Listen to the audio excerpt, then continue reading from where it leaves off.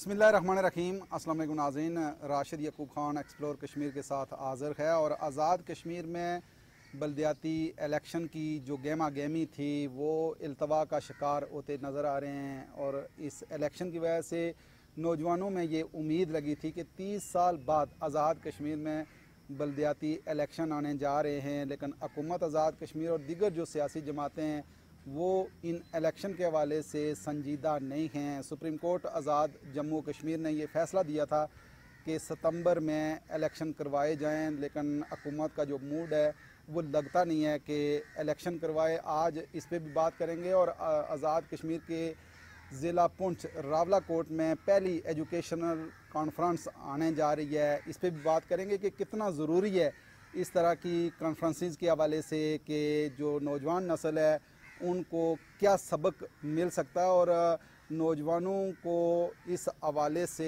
कितनी संजीदगी का मुजाहरा करना चाहिए कि वो इस तरह की कॉन्फ्रेंसेस में हिस्सा डालें, वहाँ शरीक हों। इस पे बात करेंगे। सबसे पहले हमारे जो मेहमान हैं, जो शरीक गुफ्तगू हैं हमारे प्रोग्राम में, सरदार शाहजेब शबीर साहब, आप चेयरमैन हैं youth wing southern education conference के, आप बड़ा रोल दे रहे हैं और आज़ाद कश्मीर में जो आपका रोल है वो बड़ा बागौर नौजवान उसको मुशाहिदा भी कर रहे हैं। उनके साथ तशरीफ़ रखते हैं मुस्लिम लीग नून आज़ाद कश्मीर के मरकज़ी रहनुमा हैं सरदार तारक साहब, आपको भी खुश आमदेद। और उनके साथ तशरीफ़ रखती हैं नबीला अरशाद साहिबा जो चेयरपर्सन हैं जम्मू कश्मीर डेमोक्रेटिक पार्टी की, आपको भी खुश आमदेद। शाहजेब साहब, आपसे गुफ्तगू का आगाज़ करूँगा कि 30 साल बाद इलेक्शन आने जा रहे थे बल्दियाती, क्या इतनी उम्मीदें थी लोगों की और हुकूमत की जो संजीदगी है उससे ज़ाहिर ये होता है कि वो तो इलेक्शन ही नहीं करवाना चाह रहे। बिस्मिल्लाहिर्रहमानिर्रहीम।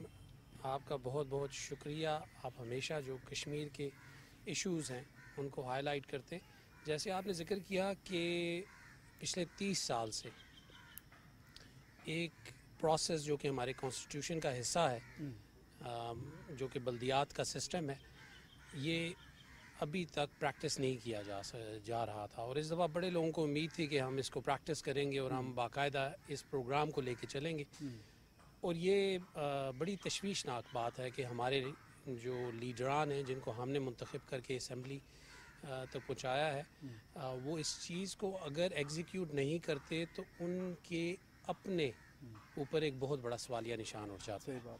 ट्रांसफ़र ऑफ पावर्स डेफिनेटली होनी चाहिए और ये जब तक हम ये निज़ाम लेके नहीं आते आम आदमी तक हम सहूलियात पहुंचा ही नहीं सकते।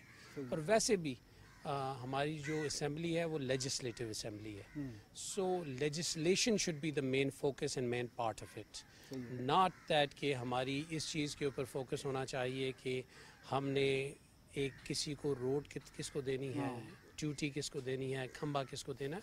These power should be transferred to जो हमारे लोग हमारे लोगों में रच बस रहे हैं। तो आई 110% एग्री विद यू कि ये एक बड़ा सवालिया निशान है और इसके ऊपर हुकूमत को कोई ना कोई डायरेक्टिव देना चाहिए और कोई ना कोई स्टांस लेना चाहिए। और मैं तो ये कहूँगा कि डेफिनेटली बल्दियाती इलेक्शंस की अगर हमें ऑप्शन मिल रही है तो उसको इम्प्लीमेंट करवाना चाहिए। सही है। अच्छा तारक साहब, आपका क्या ख्याल है कि बल्दियाती इलेक्शन जो 30 साल बाद आने जा रहे थे, मैंने देखा है कि बड़ा जोश था, बड़ा जज्बा था और नौजवानों की आप उम्मीद भी हैं, आप इसको किस नज़र से देख रहे हैं? क्या कहते हैं कि अगर इल्तवा का शिकार हो जाते हैं तो फिर ये अपने अपने हलकों में मेंबरान असम्बली कैसे जाएंगे? आज़ाद कश्मीर में बल्दियाती इलेक्शन चूँकि 30 साल बाद हो रहे हैं और इससे पहले भी जितनी हुकूमतें रही हैं वो भी बल्दियाती इलेक्शन को नहीं करवाना चाह रही थी और मुख्तलिफ तरीक़ों से इसको डिले किया गया। ठीक है। ये काम चूँकि हुकूमत का था और जब सुप्रीम कोर्ट ने देखा कि आज़ाद कश्मीर के लोगों को हक नहीं दिया जा रहा है, लोकल काउंसिल का, बल्दियात के नुमाइंदों को, तो फिर उन्होंने ऑर्डर जारी किया कि ये हुकूमत की मर्ज़ी से कि जी आप इलेक्शन करवाएं। और वो डेट अनाउंस हुई, इलेक्शन कमीशन ने डेट अनाउंस की। ठीक है। उसको किसी हद तक फंड मिले और फिर जब ये बैठे हमारे मेंबरान असम्बली बशमूल अपोजिशन के अरकान, तो उन्होंने सोचा कि ये तो जो बल्दियात में जब एक नर्सरी तैयार होगी तो हम तो कानून साजी के लिए मुंतखब में इसीलिए किया जाता है कानून साजी के लिए, लेकिन ये फंड्स बेसिक प्रॉब्लम और कोई बल्दियात में नहीं है हुकूमत को और या अपोजिशन को। वो ये समझते हैं कि ये फंड्स जो है वो लोकल नुमाइंदों को मिलेंगे, ठीक है, और फिर शायद ये लोग हमें वोट नहीं देंगे सिर्फ कानून साजी के लिए। तो पूरी दुनिया में राशिद साहब ये है कि आप यूरोप को देखें, आप इंग्लैंड को देखें कि वहाँ भी बल्दियात का निज़ाम है और पार्टीज अपना मंशूर देती हैं और लोग जो है उस मंशूर के तहत वोट देते हैं कि किसका मंशूर अच्छा है। सही है। मेंबर असम्बली जो कानून साज असम्बली है उसका जो जो जो इलेक्शन लड़ता है उसको घर घर जाने की ज़रूरत नहीं है अगर उसकी पार्टी का मंशूर अच्छा है। तो आज़ाद कश्मीर में ये रुकावट हैं। मैं आज भी ये कहता हूँ कि ज़रूरी नहीं है कि मैं उम्मीदवार हूँ तो इसलिए कह रहा हूँ। ठीक बात है। मैं ये समझता हूँ कि आज़ाद कश्मीर के लोगों का ये हक है जो 30 साल से उनको छीना गया। सही है। कोई शक नहीं कि इसमें खामियां हैं।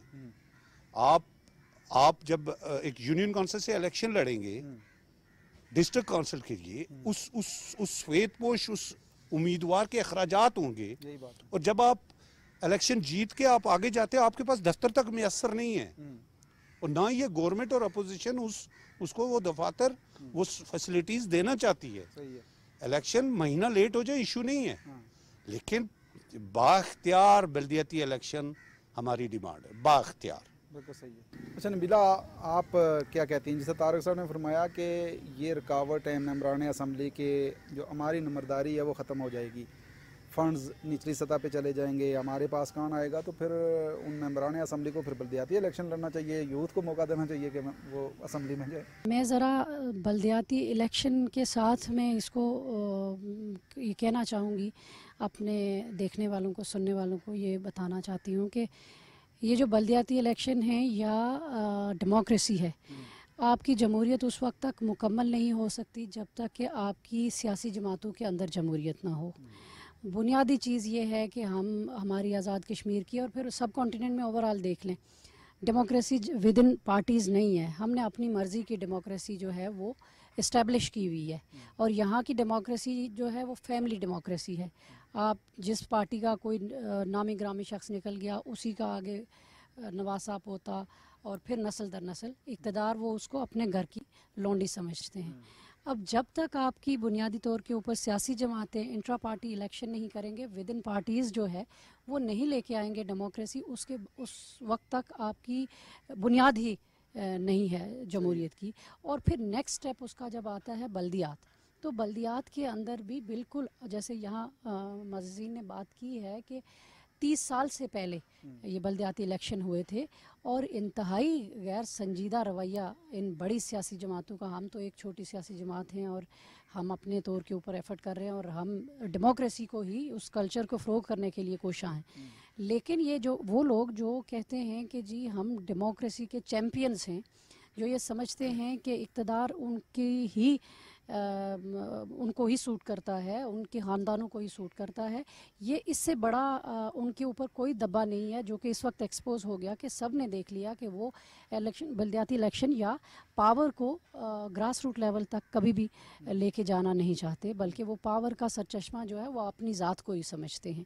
इस वक्त हमें, मेरे ख्याल में ये चाहिए कि बल्दियाती इलेक्शन हर एक की डिमांड है, जो पब्लिक है उनकी डिमांड है, लेकिन पब्लिक को ये समझना होगा कि आप अपनी बुनियाद को सीधी कीजिए। आपका चाहे जिस सियासी जमात के साथ ताल्लुक है, 30 सालों में इंतजार तो लोगों ने किया ना। देखिए उस इंतज़ार में उन लोगों का कसूर है, उन्होंने अपनी जो क़यादतें हैं उनसे नहीं पूछा कि आपने बल्दियाती इलेक्शन करने के लिए क्या मैकेनिज़्म इंट्रोड्यूस किया है, उसके ऊपर आपका होमवर्क क्या है। अच्छा शाहजेब साहब, जिस तरह नबीला ने भी निशानदेही की, तारक साहब ने भी निशानदेही की कि देखें जब तक सियासी जमातें संजीदगी का मुज़ाहरा नहीं करेंगी, इक़्तिदार निचली सतह तक मुंतकिल हो ही नहीं सकता, और फिर अगर दफातर नहीं होंगे, सहूलियात नहीं होंगी, फ़ंड्स नहीं होंगे, तो फिर बल्दियाती इलेक्शन करवाने का ये ड्रामा भी वो मतलब फ़ायदा नहीं है।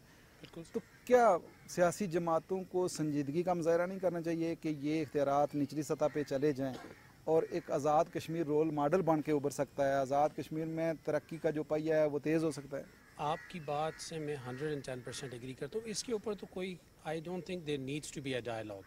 हम अगर यहाँ पे बैठ के इस चीज़ को ये डिस्कस करनी ही नहीं चाहिए कि होने चाहिए या नहीं होने चाहिए, कोई इसमें क्वेश्चन नहीं है, इसमें कोई आर्ग्यूमेंट नहीं है, इस पे कोई बात नहीं है। ये तो हमें इम्प्लीमेंट करना चाहिए और पावरफुल, इम्पैक्टफुल देना चाहिए, क्योंकि जब ये निज़ाम आ जाएगा तो तब जो हमारे इलेक्टेड ऑफिशियल्स हैं वो एक्चुअली मुल्क की बेहतरी के लिए काम कर सकेंगे। जिस तरह के अभी हम थोड़ा सा पहले वीक 2 वीक पहले हमने टूरिज़्म एक्ट के बारे में बात की, ठीक है, जिसके ऊपर एक बड़ी जो है कैंपेन चली थ्रू आउट पुंछ। साथ साथ हम अगर 15वीं तरमीम, जो ओरिजिनल 15वीं तरमीम थी जिसमें redistribution of power, redistribution of funds थे, ठीक है, वो इनके ऊपर काम कर सकेंगे, क्योंकि फिर एक ऐसी वो कानून साजी कर सकेंगे जिसमें फ़ायदा आम आवाम का होगा। मैं टॉपिक पे थोड़ा सा एक्सटेंड करके अगर आपकी इजाज़त हो तो मैं डिस्कस करना चाहूँगा कि अगर हम बात करें टूरिज़्म एक्ट की, ठीक है, 110% आज़ाद कश्मीर में टूरिज़्म एक्ट की इम्प्लीमेंटेशन होनी चाहिए, ठीक है, लेकिन क्या हमें कोई पॉलिसी दी जा रही है या हम पॉलिसी प्रपोज कर रहे हैं? मेरा सवाल ये है, और उसमें मेरी सजेशन ये है कि हम अगर टूरिज़्म के ऊपर काम करना चाहते हैं तो there shouldn't be any question regarding state subject and land rights. सही है, और वो बात मैं ये कहूँगा कि आप बिल्कुल लीज के लिए पार्टनरशिप आप मिडल ईस्ट से लेके आते हैं, यूरोप से लेके आते हैं, अमेरिका से लेके आते हैं, बाय ऑल मीन्स लेके आएँ, लेकिन लैंड राइट्स आप स्टेट सब्जेक्ट को दें।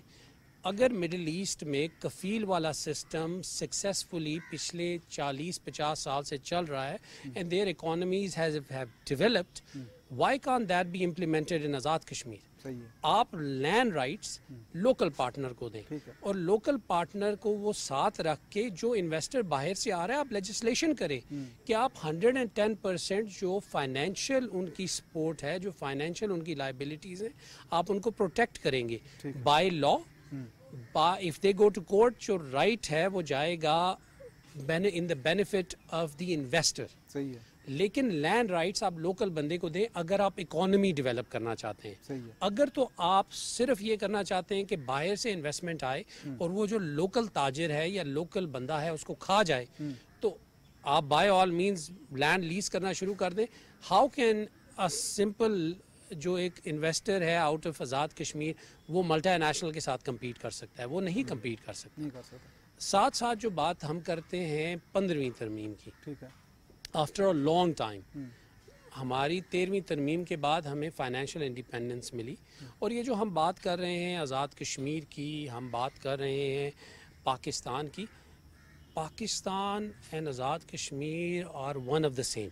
ऐसे ही है, जुलाई 1947 को हमने अपनी सिमत पाकिस्तान के साथ अलहाक कर दिया था हमने। अच्छा तारक साहब, शाहजेब साहब ने जिस तरह बड़ी खूबसूरत तजावीज़ भी दी, आप क्या कहते हैं कि कितना ज़रूरी है कि बजाय इसके कि ये टकराव आपस में हो और लोगों की उम्मीदों पे पानी ये फेरें, बल्कि इलेक्शन की तरफ जाएं और सही डायरेक्शन पे जाएं, इख्तियारात निचली सतह पे लेके आएं, तो कोई ऐसा मॉडल अपनाएं कि आज़ाद कश्मीर तेज़ी से तरक्की करे? एक बात दो टोक और क्लियर कर दूं कि हम पाकिस्तानी हैं, पाकिस्तान हमारा है। ऐसे ही है, अब मैं ये कहूँगा कि हम 5 अगस्त को जो हिंदुस्तान ने वाक़या किया, उससे पहले हमारे तमाम तर जो फोकस था वो मकबूजा कश्मीर में रहने वाले अपने भाइयों के लिए था। यही है, यहाँ ऐसे हालात पैदा किए गए हाँ, कि 15वीं तरमीम, आज़ाद कश्मीर के इख्तियारात की वापसी, ये हमें डेवलपमेंट के जिस सिस्टम में हम जाना चाह रहे थे, जो लोगों की सोच थी, यकसर तब्दील करके किसी और इशू की तरह डाइवर्ट किया गया। ये असेंबली में कोई चीज़ आई नहीं थी इस मैं तरह मैं मैं मैं मैं आपको जो क्लियर कर, जो लोगों ने किया प्रोपेगेंडा। मैं आपको बताऊं कि असेंबली में नहीं आई थी, लेकिन इसकी बाज़गश्त जरूर हुई। जी, इसमें हम और कश्मीर भी गए, कश्मीर में इस सिलसिले में।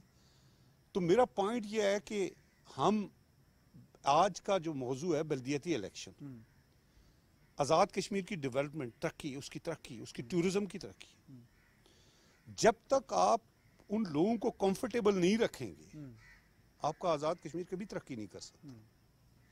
उनको कंफर्टेबल रखने के लिए आपको जो इख्तियारात उनको मिले हुए हैं आज़ाद कश्मीर में, जिससे कश्मीर काज का जो इशू है उसको तकवीयत मिलती है, उसको एज इट इज़ रहने दिया जाए। और उसके बाद हम आज़ाद कश्मीर के पहाड़ों को देख के यूँ लगता है कि इससे खूबसूरत धरती दुनिया में कहीं नहीं है। सही है।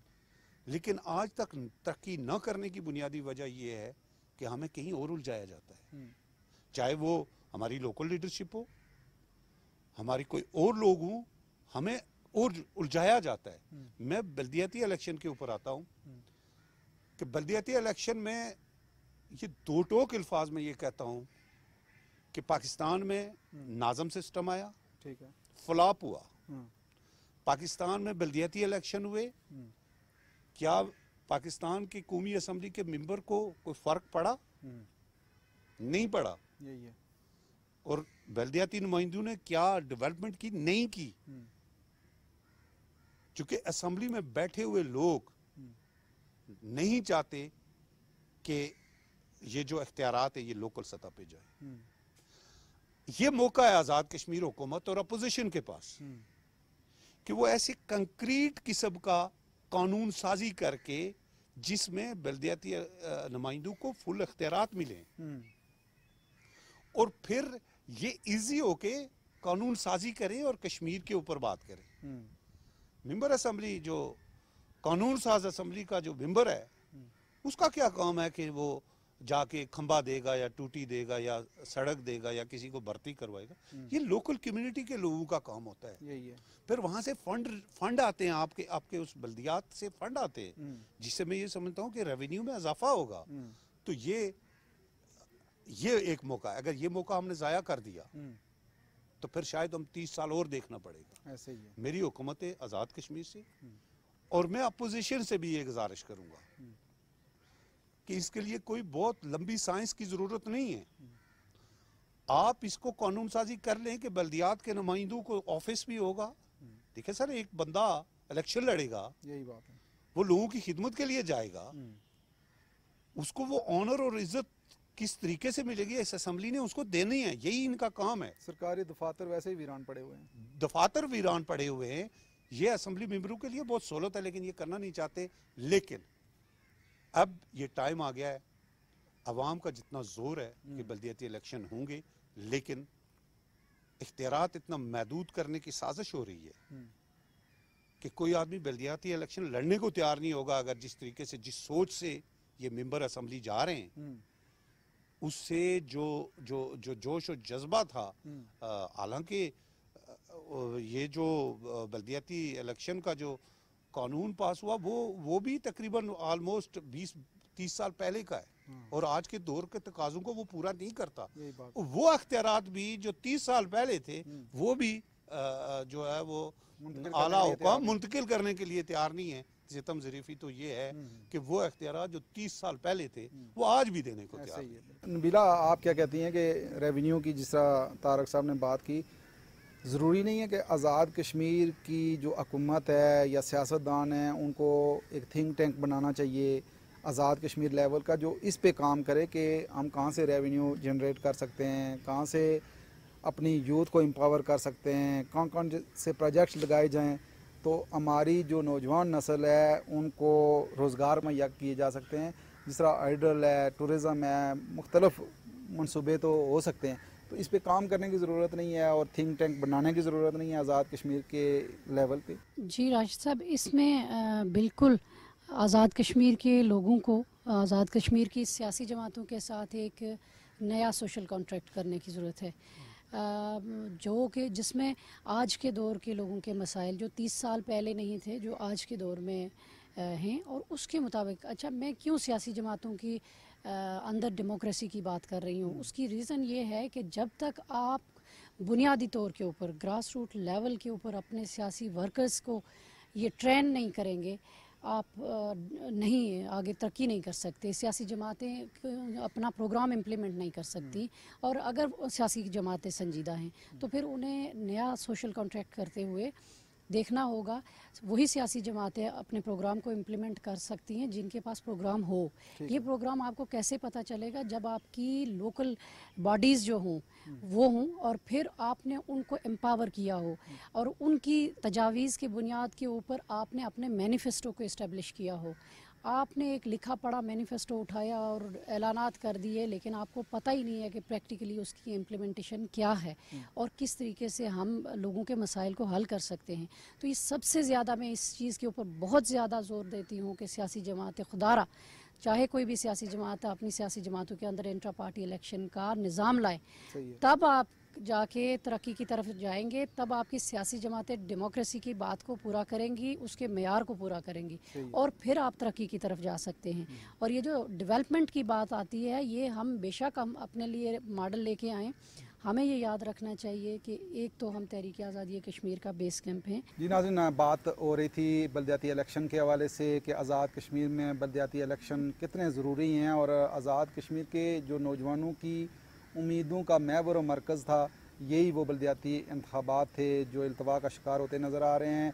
अब हम बढ़ेंगे, चूँकि टाइम भी कम है, शाहज़ेब साहब से पूछेंगे कि रावला कोट के अंदर सदर्न एजुकेशनल कॉन्फ्रेंस के ज़ेर एहतमाम पहली तालीमी कॉन्फ्रेंस आने जा रही है। इसके अगराज़ व मकासद क्या हैं, शाहज़ेब साहब से पूछेंगे। क्या मकासद हैं शाहज़ेब साहब, और इसका जो इम्पेक्ट है पूरे आज़ाद कश्मीर पे क्या पड़ेगा? जी राशिद साहब, सदर्न एजुकेशन कॉन्फ्रेंस जो कि 1934 में तश्कील दी गई थी एज मुस्लिम एजुकेशन कॉन्फ्रेंस, बाद में क्योंकि उस टाइम डोगरा का ज़माना था, ये रजिस्टर नहीं हो सकती थी, तो मुख्तलिफ बरादरियों ने मिल के ये सजेस्ट किया कि इसका नाम सदर्न एजुकेशन कॉन्फ्रेंस रखा जाए। उसकी बेस पे पहली एजुकेशनल कॉन्फ्रेंस कराई जा रही है जो कि फोकस कर रही है यूथ के ऊपर। हमारे जो टॉपिक डिस्कस हो रहे हैं वो डिजिटल करेंसी डिस्कस हो रही है, आर्टिफिशियल इंटेलिजेंस डिस्कस हो रही है, एजुकेशनल अपॉर्चुनिटीज़ अब्रॉड डिस्कस हो रही हैं, और स्पीकर्स जो हैं वो पाकिस्तान और कश्मीर के जो आला इदारे हैं उनसे जा रहे हैं। हम बेसिकली जो हमारी यूथ है उसको ये आइडियोलॉजी देना चाहते हैं कि थिंग्स कैन बी डन, आप होपलेस ना हो और आप एक होप के साथ लगे रहें। साथ साथ ये एक पहला स्टेप है जो आई थिंक आज़ाद कश्मीर में लिया गया है कि जो कैप्टन हुसैन शहीद पोस्ट डिग्री कॉलेज है रावला कोट, उसके अलमनाइज को भी इकट्ठा किया जा रहा है कि आप आएँ और अपने लोगों में कंट्रीब्यूट करें, अपनी यूथ को डायरेक्शन दें, वो चाहे आप लोकल हैं या अब्रॉड हैं। और हमारे काफ़ी सारे मेंबरान अब्रॉड से भी, बाहर के मुल्कों से भी इस कॉन्फ्रेंस को अटेंड करने के लिए आ रहे हैं। सही है। शाहज़ेब साहब, आपका शुक्रिया, आपने टाइम दिया। तारक साहब और नबीला साहिबा, चूँकि टाइम कम था, मैं आपको मज़ीद टाइम नहीं दे सका, बहुत शुक्रिया आप दोनों का। जी नाज़रीन, प्रोग्राम आपने देखा और आज़ाद कश्मीर में जो बलदियाती इंतखाबात हैं, नौजवानों की जो उम्मीदें थी वो इस बलदियाती इंतखाब के साथ जुड़ी हुई थी कि 30 साल बाद ये इलेक्शन आने जा रहे थे कि अल्लाह करे कि आज़ाद कश्मीर में ये बलदियाती जो इंतखाबात हैं जल्द हों और जो नौजवानों तक ये इख्तियारात मुंतकिल हों। और शाहज़ेब साहब ने जिस तरह बात की, आज़ाद कश्मीर के ज़िला पुंछ रावला कोट में जो तालीमी कॉन्फ्रेंस आने जा रही है, इंशाअल्लाह ये कामयाब भी होगी और शुमार से ये शुरू हो रही है और नौजवानों को मज़ीद सीखने का मौका मिलेगा। इसी के साथ ही राशिद याकूब खान को दीजिए इजाज़त। अल्लाह ने के बाद।